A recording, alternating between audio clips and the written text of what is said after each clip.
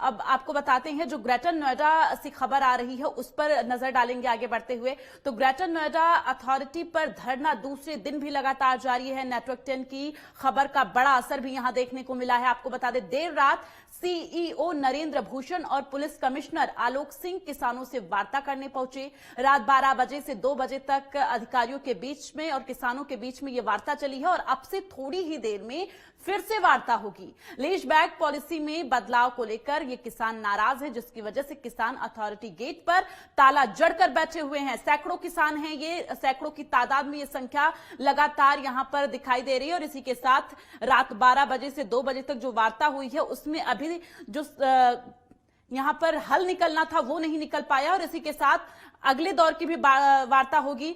तो अब से थोड़ी ही देर में ये वार्ता शुरू होगी। देखना यह है कि जो नाराजगी किसानों के अंदर है, क्या अधिकारी उसे दूर कर पाते हैं। तो ग्रेटर नोएडा अथॉरिटी पर यह धरना चल रहा है, दूसरा दिन है आज धरने का। एक तरफ किसान आंदोलन तो दूसरी तरफ किसानों का धरना भी चल रहा है। लीज बैक पॉलिसी को लेकर यह धरना किया जा रहा है, जिसकी वजह से किसान नाराज हैं।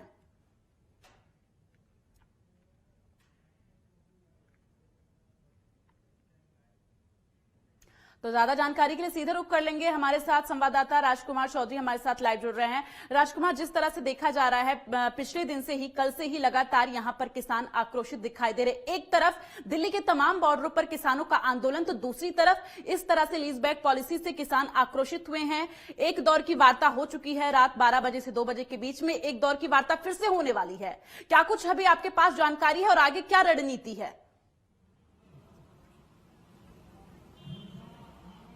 देखो दीप्ति, एक बात मैं बहुत स्पष्ट कर दूं, क्योंकि जो बॉर्डर पे किसान बैठे हैं उनकी डिमांड्स दूसरी हैं, जो यहाँ किसान बैठे हैं उनकी डिमांड्स दूसरी है। नोएडा और ग्रेटर नोएडा के अलावा जो यमुना एक्सप्रेसवे है, जो अथॉरिटी है, तीनों प्राधिकरण, जो ये शहर बस रहा है, एक नया शहर बस रहा है, सपनों का शहर बस रहा है, ये उन्हीं किसानों की जमीन पर है जो किसान यहाँ पे आंदोलनरत हैं। ये तकरीबन बिसरक सहित तकरीबन 38 गांवों के किसानों का मसला है। कल हमने इसको अपडेट किया, उसमें और संख्या बढ़ के तकरीबन 50 के आसपास गांवों के किसान ये बैठे हुए हैं। कल किसानों ने अपनी डिमांड को लेकर किसानों ने प्राधिकरण का घेराव किया। यहाँ पर आकर प्राधिकरण के गेट पर कल से किसान बैठे हुए हैं। रात को कमिश्नर साहब और सीईओ साहब ने आके उनके बिंदु जानने का प्रयास किया। लेकिन आज एक बहुत महत्वपूर्ण बैठक अभी 1 बजे जो सूत्र बता रहे हैं वो अंदर सीईओ, कमिश्नर और उसके अलावा जिलाधिकारी के साथ साथ ये जो एसआईटी, बेसिकली थोड़ा सा और अगर हम डीपली जाने का प्रयास करें कि जो स्पेशल इन्वेस्टिगेशन टीम, मतलब एक एसआईटी गठित की गई, उसमें तकरीबन आधा दर्जन अधिकारी थे। आधा दर्जन अधिकारियों में कमिश्नर के नेतृत्व में वो गठित हुई और धीरे धीरे चीज का फिलहाल अब की जो पोजीशन है उसमें यमुना एक्सप्रेसवे प्राधिकरण के जो सीईओ हैं अरुणवीर सिंह, वो उसके चेयरमैन है। उसकी एक रिपोर्ट को लेकर ये सारा झमेला खड़ा हुआ। किसानों का सीधा सीधा मत ये है, हालांकि एक तो वो रिपोर्ट जो है वो सार्वजनिक नहीं हुई क्योंकि कॉपी मिलनी चाहिए। किसानों का एक प्रतिनिधिमंडल मिला, उन्होंने कॉपी मांगी, कॉपी नहीं मिली। उसके बाद धीरे धीरे ये असंतोष होता गया और असंतोष होने के बाद फिर मीडिया की खबरों के अलावा बाकी भी चर्चाओं का बाजार गर्म है और बाहर के लोगों को लाभ दे देना, किसान को लाभ नहीं देना। हमने जिस तरह से इस खबर को बेहद प्रमुखता से दिखाया राजकुमार, और उसके बाद खबर का असर भी देखने को मिला। रात में बातचीत भी हुई, वार्ता भी हुई, हालांकि अभी कुछ हल नहीं निकल पाया है और फिर से वार्ता आपसे थोड़ी देर में होने वाली है। लेकिन अगर बात करें तो अधिकारियों का अभी इस पूरे वाकया को लेकर क्या नजरिया है और क्या स्टैंड होगा कि आगे किस तरह से वो किसान जो लगातार प्रदर्शन यहां पर कर रहे हैं, धरना दे रहे हैं, उनको किस तरह से मनाने की कोशिश में है अधिकारी? नहीं, प्राधिकरण के अधिकारियों के साथ साथ शासन भी इस मामले को पूरी गंभीरता से ले रहा है और जो हमें सूत्र बता रहे हैं, सीधा लखनऊ से चीजों की मॉनिटरिंग हो रही है और समय समय पे हर घंटे में इनसे जांच भी हो रही है इसकी, और इसकी जो तथ्य हैं उन तथ्यों की भी जानकारी ली जा रही है।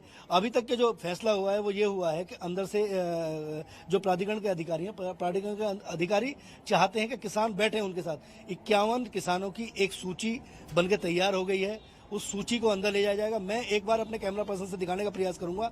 यहाँ भारी गतिविधि बढ़ गई है, पीछे पुलिस का भारी जमावड़ा है, उधर किसानों ने अपना टेंट लगा रखा है, इधर प्राधिकरण का कार्यालय है। प्राधिकरण के कार्यालय के अलावा कमिश्नर साहब आएंगे, पुलिस के और अधिकारी भी अंदर बैठ के फिर चर्चा होगी। 51 किसान किसी भी क्षण अंदर बुलाए जा सकते हैं। लेकिन इस पर और ज्यादा वार्ता के लिए मेरे साथ इस आंदोलन से जुड़े हुए अमोद भाटी जी मौजूद हैं, मैं उनसे सीधे जोड़ने का प्रयास करूंगा और पूरा देश हमें देख रहा है। मैं सीधे सीधे, क्योंकि हम एक जिम्मेदार चैनल है और जिम्मेदार मीडिया हाउस है, तो हम कहीं किसी की पार्टी नहीं बनना चाहते हैं, बिल्कुल स्पष्ट तौर पे। लेकिन किसान अपनी बात को यदि अपने मुंह से कहेगा, अपने शब्दों में कहेगा, अपने मर्म को व्यक्त करेगा, तो मुझे लगता है कि ज्यादा बेहतर होगा। अमोद जी, ये जो पूरा प्रकरण है, इस पूरे प्रकरण पे जो कल हम लोग आपके साथ रहे बिल्कुल पूरे तरीके से, शासन ने इसको गंभीरता से लिया है, रात को भी आप लोगों के पास अधिकारी आए, क्या पूरा माजरा है और अभी तक का क्या अपडेट है? ये रात में 12 बजे करीब सीओ साहब और कमिश्नर साहब आए थे और ये मीटिंग हमारी रात में जो है लगभग 2 बजे तक चली। 2 बजे तक इनकी एक ही बात रही है कि आप अपने बिंदु बता दीजिए। हमने बोला कि भाई जब पूरे क्षेत्र के किसान सुबह आ जाएंगे उसके बाद हम आपको बता पाएंगे। और मांग तो केवल एक ही है, एसआईटी। अब 51 किसानों की जो आपकी एक सूची बनी है, उसमें किस स्तर के किसान हैं? क्या सारे गांवों के किसान हैं या हर गांव से किसान है, हर गांव। प्रधान जी, टोटल कितने गांवों का, क्योंकि आप भी पुराने जानकार हैं, ये जो पूरा मसला है, अगर इस पूरे मसले को बहुत शॉर्ट में अगर कहने का प्रयास करो, और इसके लिए जिम्मेदार आप किसे मान रहे हैं? ये तो जो एसआईटी गठित जो टीम थी, रणवीर जी उसके अध्यक्ष थे, ये सारी कमेटी का और सीओ साहब की मिस्टेक है।